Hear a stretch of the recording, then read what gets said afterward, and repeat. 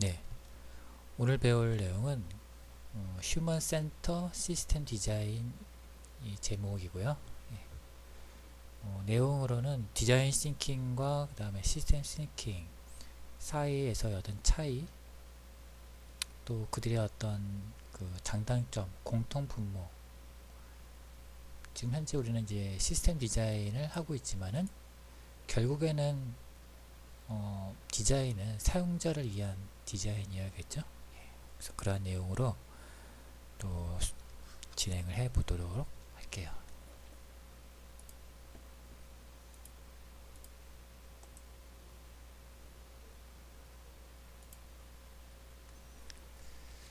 자, 그래서 먼저 디자인 싱킹이라는 거를 먼저 배워보도록 하죠. 예, 이건 아마 여러분들이 수업 시간에 많이 접했을 내용일 거예요.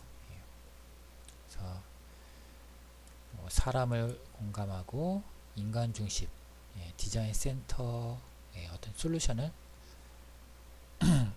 만들고, 그 다음에 프로타입, 예, 한 번이 아니라 여러 번 만들어서, 예, 뭔가 그 솔루션을 만드는 거. 예, 그래서 디자이너의 창의적인 문제 해결 방식이다 라고 되어 있죠. 무엇보다도 사용자 중심의 반복적인 접근 방식이라는 거고요. 근데 여기서는 이제 좀 복잡한 시스템을 다룰 때는 한계가 있다 라고 좀 나와 있죠. 예.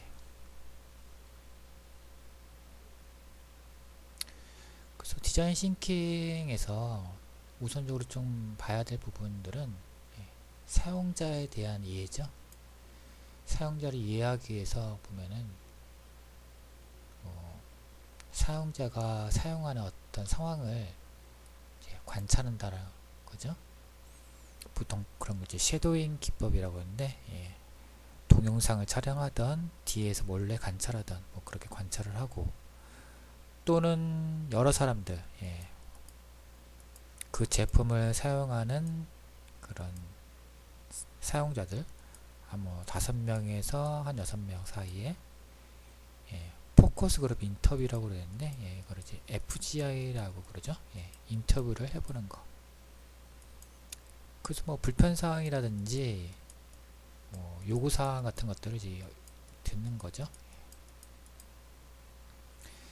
그 다음에는 이제 경험하기, 예, 직접 한번 체험을 해보는 거죠. 예, 지금 사진에서 보면은 이렇게 시각장애인을 체험을 해보기 위해서 뭐 안대라든지 이런 시각장애인, 예, 봉을 가지고 체험을 해보는 거, 이런 걸 통해서 그들의 어려운 부분들을 디자이너가 뭐 이해하고 공감한다는 거죠. 예.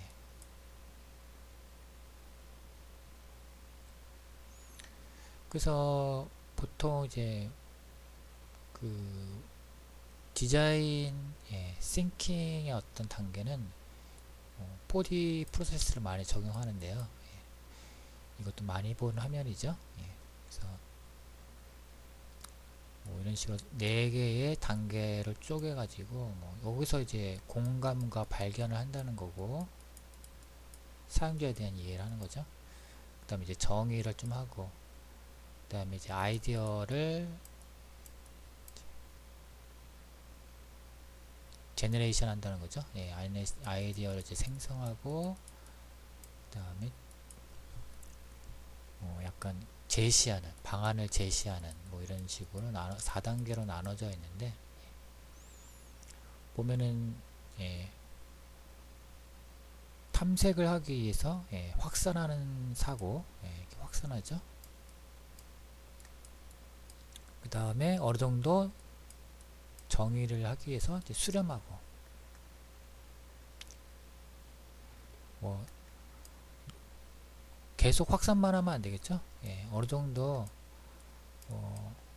줄여 나가야지, 예, 방향도 도출할 수 있고 뭐 그렇게 있으니까, 예, 선택을 통해서, 예, 수렴하고 또 확산하고 아이디어를 또 확산하고 뭐 이런 식으로 되어 있다는 거죠.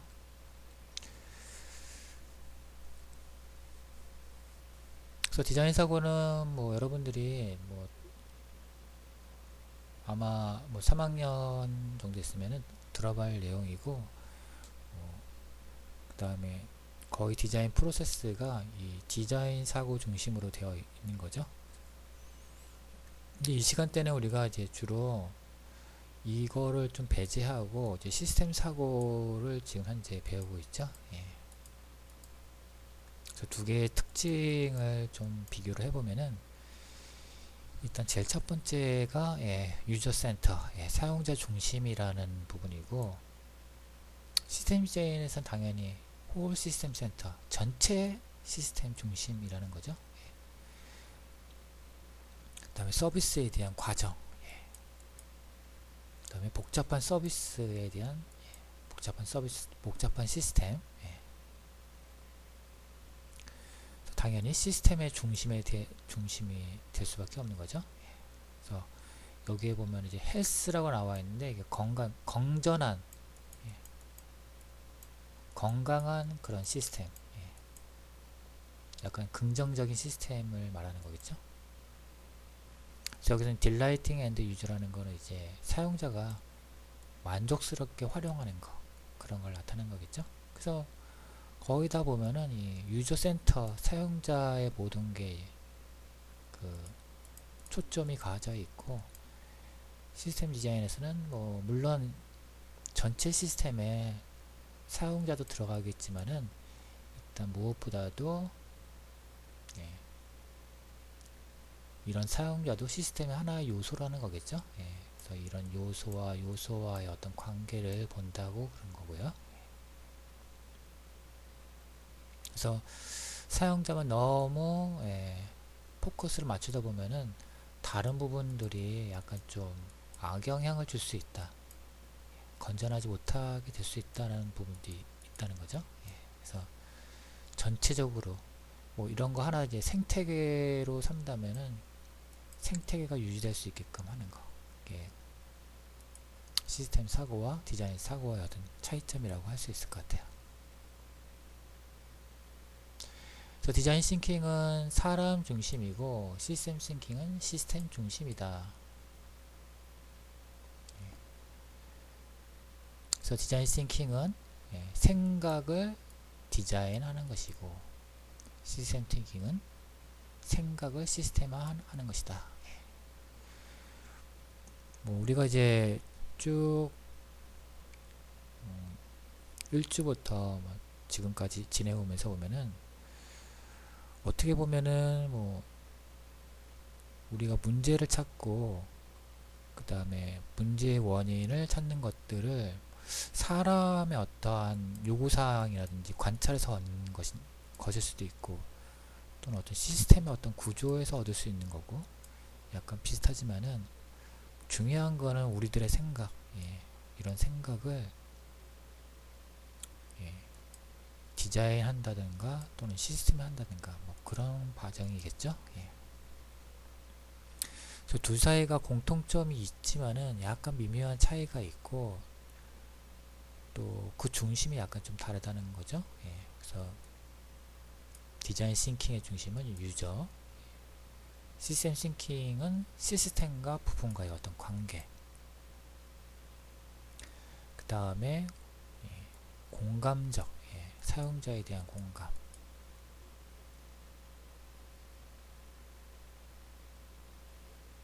시스템 디자인은 체계적으로 분석이 좀 필요하겠죠. 우리가 뭐 이벤트에서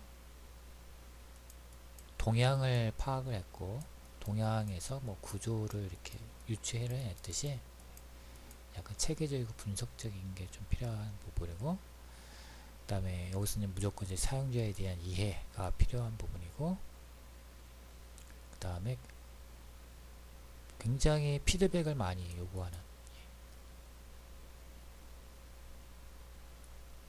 그런 과정이죠. 그래서 또 많은 반복, 프로타입을 빠르게 수행을 한다는 거.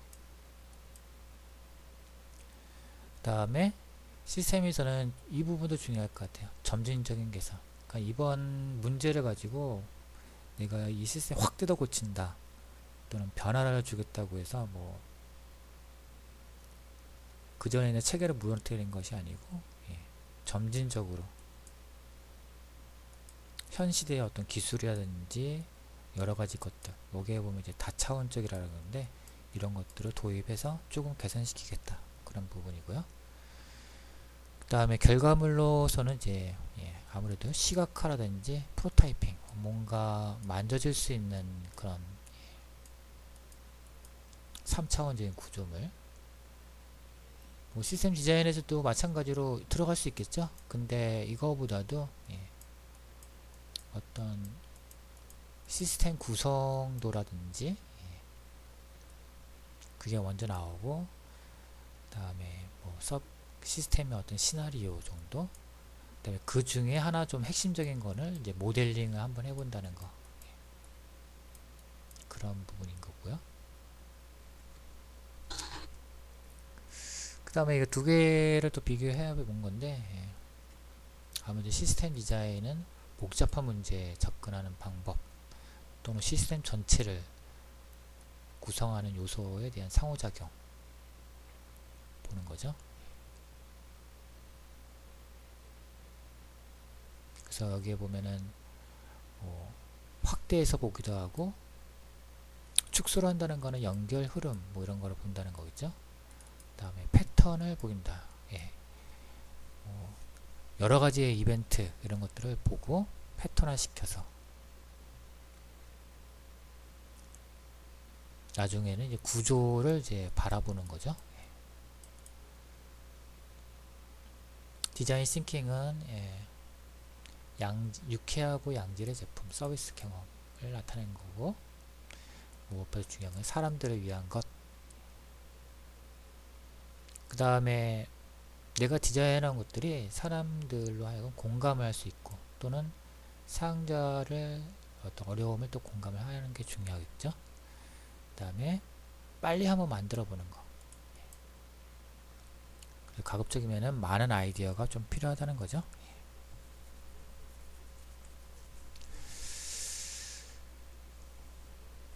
자, 그래서 이 두 개의 어떠한 것들을 이제 비교를 해서 장단점을 보면은, 예, 뭐 사용자 중심, 예, 시스템 포커스. 그래서 둘 다 솔루션을 구축하기 전에 문제를 이해한다는 거는 이제 중요한 거죠, 그죠? 뭐 사용자에 대한 그 불편함, 또 사용자에 대한 특성, 예, 또 사용자가 자주 겪게 되는 어떤 이벤트라든지 동향 이런 것들을 이해해야 한다는 거고요.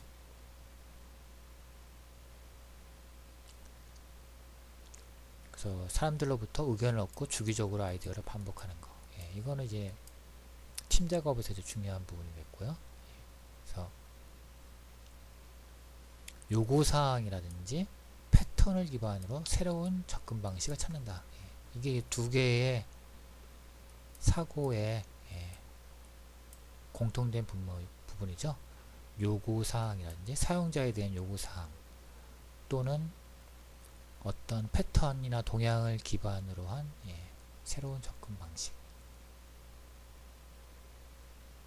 예, 이런 부분들이, 예, 두 개가, 예, 공통점이라는 거죠. 그래서 우리가 뭐 시스템 사고를 한다고 해서 디자인 사고를 전혀 배제시키는 것도 아니고, 또 디자인 한다고 해서 시스템 사고를 멀리 해서는 안 되고, 약간 좀 두 개를 약간 수용하고 적절하게 활용을 해야겠죠. 그래서 나온 용어가 이제 휴먼 센터 시스템 디자인이라는 거죠. 문제 해결을 위해 시스템 요소 간의 상호작용을 인간 중심적으로 설계를 한다. 결국 이제 들어가는 부분이고, 예, 시스템 요소 간의 상호작용, 두 개가 적절하게 중요한 것들이 들어가 있죠. 예. 중요한 건 또 이제 문제 해결이라는 거죠.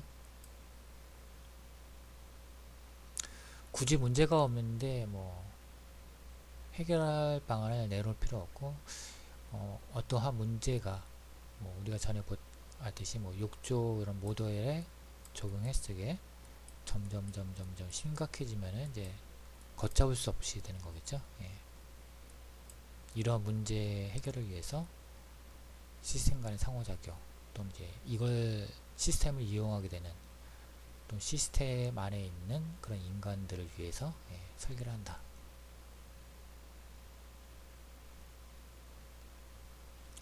시스템을 이해하고 정의하고 핵심 요소를 파악하고 또 상호작용을 통해 문제 해결을 도출한다. 그래서 우리는 그 전까지 이쪽만 이렇게 했었죠. 이 사용자에 대한 사용자 경험 UI. 뭐 여기서는 하나의 어떤 대상은 있을 거예요. 이 대상이 있는데 이게 대상이 뭐 간단한 사물일 수도 있고 복잡한 그런 시스템일 수도 있는데, 근데 이 사물이 어떤 전체 시스템의 하나의 요소라면은 좀 문제는 좀 달라지겠죠. 그래서 이 중에 하나 이제 엘레먼트 시스템이라면은 이제 시스템 사고 부분은 이 부분에 관련된 부분, 전체 시스템의 어떤 관계를 보면서 이런 것들을 요구사항이라든지 시스템 어떤 관계를 보면서 좀 전체 시스템에 해가 되지 않게 좀 긍정적으로 시스템을 디자인을 좀 해줘야겠죠. 그래서 사용자에게 유용한 시스템을 만드는 거, 이게 가장 중요할 것 같아요. 그러면서 전체 시스템을 또는 대상의 시스템을 완전히 배제하는 것이 아니고 어느 정도 좀 개선도 해주는 거. 그래서 우리가 이제 사용자 못지않게 이 체계, 그 대상의 체계를 좀 어느 정도 이해를 하고 또 이런 것들을 디자인에 좀 반영을 해줘야 될 것 같아요. 그래서 동향이나 패턴, 그 다음에 시스템적인 요소, 그 다음에 시스템에 대한 구조를 이제 이해를 해야겠죠.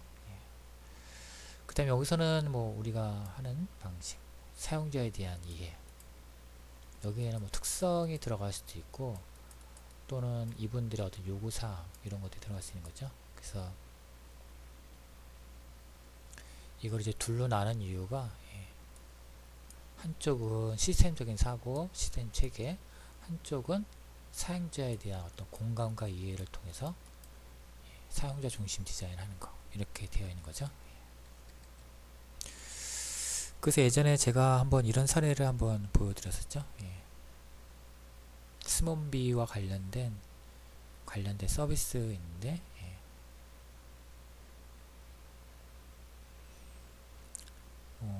도로에서 핸드폰을 보고 있는 사람 많이 봤을 거예요. 그래서 이렇게 약간 양분화돼서 뭐 이쪽은 핸드폰을 보면 안 되고 이쪽은 핸드폰을 보면서 걸을 수 있는, 이렇게 되어 있고, 이거 이제 어떤 스몬비 또 어떤 그 보행하는 사람 관점에서의 나온 그런 부분이고, 근데 이제 도로를 걷다 보면은 이런 도로 보행보도 나오지만은 이제 이런 차도를 건너야 되는 횡단보도도 이제 나오게 되는 거죠. 그래서 이때는 이제 어떻게 해야 되나, 그런 또 고민이 필요한 거죠. 그래서 이제 스몬비의 어떤 특징, 시야각이 120도에서 10도에서 20도로 줄어든다. 또는 스마트폰만 보기 때문에 정면을 바라볼 때는 뭐 120도에서 150도까지 넓어지는데 스마트폰을 보기 때문에 10도에서 20도 좁혀진다는 거죠. 그래서 인지하기가 오래 걸린다, 돌발 상황에 대처하기 어렵다, 뭐 이러한 사용자에 대한 이해 이런 것들이 나오게 되는 거죠. 그래서 이런 사용자에 대한 어떤 이해를 하고 그 다음에 특성 이런 것들 이제 파악을 하고 그 다음에 이제 이 보행 체계, 예, 특히 횡단보도와 관련된 이 신호등 체계라든지 보행 체계를 약간 이해하면서 요소들을 파악을 해야 되겠죠. 그래서 폰을 보고 하는 사람들 때문에 예, 현재 우리나라에 설치되고 있는 이 바닥 관련 신호등, 그래서 이거는 이제 이게 좀 중요할 것 같아요. 현재 체계를 유지하면서 변화를 줄 수 있는 방법 무엇일까?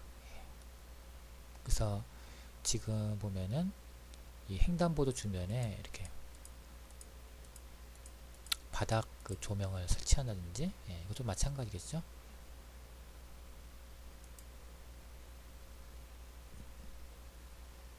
그래서 이거는 어떻게 보면은 운전자들한테 예, 주의를 주는 부분이겠죠. 이것도 마찬가지로. 근데 이거는 이제 우리 횡단보도 주변에 보면은 예, 시각장애인을 위한 어떤 점자 블럭인데, 이 점자 블럭을 이용해서 이걸 이제 보행자를 위한 또 신호등이죠. 예. 그래서 우리가 특히 스몬비와 관련된 부분에서 보면은 이용자가 운전자도 있고, 예, 운전자가 있고 그 다음에 여기서 서 있는 예, 사람, 이런 것도 고려해 볼 필요가 있다는 거겠죠. 예. 너무 한쪽 부분만 보지는 말고 이 지금 상황에 놓여 있는 예, 이 체계, 교통신호, 횡단보도 체계와 또 걸려 있는 이용자, 사람들. 그래서 이것도 마찬가지죠. 주변에 이 가로등, 지금은 이제 가로등 조명 시설 기술이 발달해서 LED 조명이죠. 예. LED 조명의 특징은 직진성이 좀 강하죠. 예. 그래서 요 횡단보도 부분만 환하게 또 밝혀줄 수 있는 예, 그런 부분이고요. 예, 그래서 현재 체계를 유지하면서 변화를 줬다, 이런 부분들이 다양한 솔루션을 통해서 지금 나오고 있는 부분이죠. 예. 자, 이 뒤에 있는 사례는 예, 마찬가지도 신호등인데 예, 이거는 이제 자전거를 이용한 사람과 보행자 간의 그런 관계죠. 예. 접촉사고로 예방할 수 있는 방법은 없을까? 라고 나온 건데, 이게 서울시에서 뭐 디자인 거버넌스라고 해서 예, 여러 사람들이 참여해서 아이디어도 내고 그 다음에 솔루션을 내는 그런 하나의 서울시 사업이 때 몇 년 됐죠? 한 4년 정도 된 것 같아요. 그 전에는 이거 괜찮다라고 생각을 했었는데, 이 디자인 사고, 시스템 사고를 조금 좀 접하게 되면서 이게 정말 바람직한가? 이건 별로 그런 생각이 좀 들더라고요. 예. 그 이유는 이게 보면은 새로운 요소들이죠. 그러니까 새로운 요소라는 거는 뭐 신호등이라든 보행 체계, 이 도로에 대한 체계, 또 이 주변 요소들, 예, 시스템과 관련된 이런 예, 그러니까 이게 자전거 도로인데 이 자전거 도로 어떤 체계를 유지하는 그런 요소들이 있을 텐데 예, 그 요소가 새롭게 하나 나온 거겠죠. 예, 분명히 이제 이거는 이제 이 자전거가 여기서 이제 진입을 하게 되면은 여기서 이제 센싱이 돼서 여기에 불이 탁 켜지는 그런 과정인데, 그래서 보행자가 다가오면은 신호등이 전멸해서 알림을 준다, 이렇게 되어 있는데, 그래서 앞에 있는 이런 사례들을 보다 이게 새로운 요소를 또 생성을 시켰기 때문에 시스템적인 입장에서 보면 건전하지 않다는 생각이 좀 들었어요. 예. 그래서 이건 또 뭐 여러분들도 한번 생각을 해볼 문제인 거죠. 예. 그 현재 체계를 유지하면서 약간 개선시켜 줄 수 있는 거. 그래서 시스템의 요소를 해서 그 요소를 좀 더 강조시켜 줄 수 있는 거. 그런 거를 고려하면 좋지 않을까라는 생각이 좀 들었다는 거죠. 그래서 우리가 뭐 이제 기말 가질 때는 이제 또 대상에 대해 어떤 그 시스템 맵, 시스템 구성도라든지 이런 것들 이제 그려 나갈 텐데, 이제 여러분들이 한번 질문을 한번 해볼 필요가 있죠. 예. 그래서 여기 사용자를 꼭 넣어줘야겠죠. 예. 횡단보도를 접하게 된 스마트폰 사용자에게 예. 신호등에 계속 주목할 수 있게 어떠한 접근이 필요할까? 예. 질문을 한번 해보는 거죠, 스스로에게. 그래서 여기 보면은 스마트폰 사용자가 있고, 그 다음에 신호등 체계, 보행 체계, 예. 체계는 유지를 해야겠죠. 예. 현재 시스템 체계를 이해하고 유지하면서, 그 다음에 여기에 있는 구성 요소를 가지고 관계를 좀 따져봐야 된다는 거죠. 그래서 뭐 여기에 불빛 조명 같은 거, 예, 불빛 조명 한다든지, 또는 여기 뭐 아까처럼 점자 블록에 빛이 나오게 한다든지, 또는 아까처럼 가로등이었는데 이렇게 환하게 비춰주는 그런 역할을 했었죠. 예.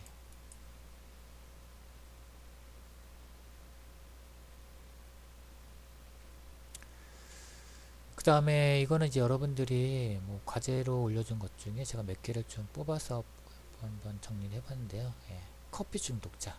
커피 많이 마시죠? 예. 특히 뭐 직장인들, 뭐 대학생들, 커피 맛도 있지만은 예. 커피가 가져다주는 어떤 그런 안정감, 그런 것들이 있기 때문에 매일 하루에 뭐 4~5잔씩 마시는 분들이 있는데, 그래서 그렇게 맞다 보면 이제 중독이 되는 거겠죠. 예. 그래서 카페인 중독에 접하게 된 사용자에게 카페인 섭취량을 계속 주목할 수 있는 있게끔 어떠한 접근이 필요할까라고 지금 질문을 한번 던져보는 거죠. 예. 근데 여기 보면 이제 카페인 중독하게 되면은 좀 억약이 굉장히 부정적이에요. 그래서 이거를 좀 부드럽게, 커피가 루틴이 된 중독, 루틴이 된 사용자에게. 그래서 루틴이란 말은 예, 매일 반복되는 어떤 특정한 행동이죠. 예. 커피 한 잔 마시고 해야 뭐 정신이 맑게 갠다든지 뭐 그런 것 있는 것처럼, 여기 습관처럼 뭐 이렇게 여러 가지가 있는데, 이런 사용자들을 위해서 이 카페인의 어떠한 소모량, 예, 이거를 사용자한테 계속 주지시켜 줄 수 있는, 인지시켜 줄 수 있는 방법 무엇일까, 이렇게 한번 질문을 던져볼 수 있고요. 그 다음 이 사례는 이제 폐약품과 관련된 부분이죠. 예. 폐약품을 예, 집에 어느 정도 쌓아놓고 있는 예, 접하게 된 사용자, 이거는 특정 사용자였으면 좋을 것 같아요. 노인이라든지 장애인이라든지. 노인분들이 예, 특히 약국을 자주 이용하시죠. 예. 특히 우리나라가 이제 고령화 사회에서 거의 초고령화 사회로 가기 때문에 예, 폐약품에 대한 부분은 좀 많이 문제가 지금 현재 나오고 있는 부분이죠. 예. 그러기 위해서는 예, 이 폐약품에 대한 이 체계, 그래서 여기 보면 약국과 제약회사의 어떤 관계, 예, 이런 약국이 이제 배송하고 사용자한테 이제 전달되는 이런 관계가 분명히 있을 거예요. 예. 그래서 사용자가 가정 내에서 버리는 방법이 아니고, 버리면 안 되겠죠? 예. 예. 가급적이면은 약국에서 뭐 수거해 가서, 예. 그 다음에 이 차에다가 다시 싣고 가는 그런 과정이면 어떨까라고 한번 제가 체계를 한번 그려본 거고요.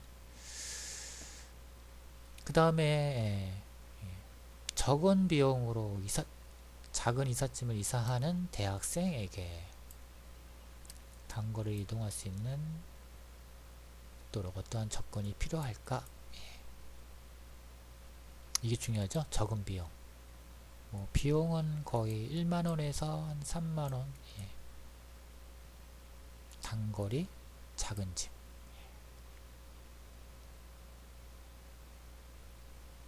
그래서 거기에 걸맞는 이동수단과 그 다음에 이런 것들을 살 수는 없고 뭔가 대여할 수 있는, 그래서 공유와 렌트 체계가 좀 약간 필요하다는 거죠.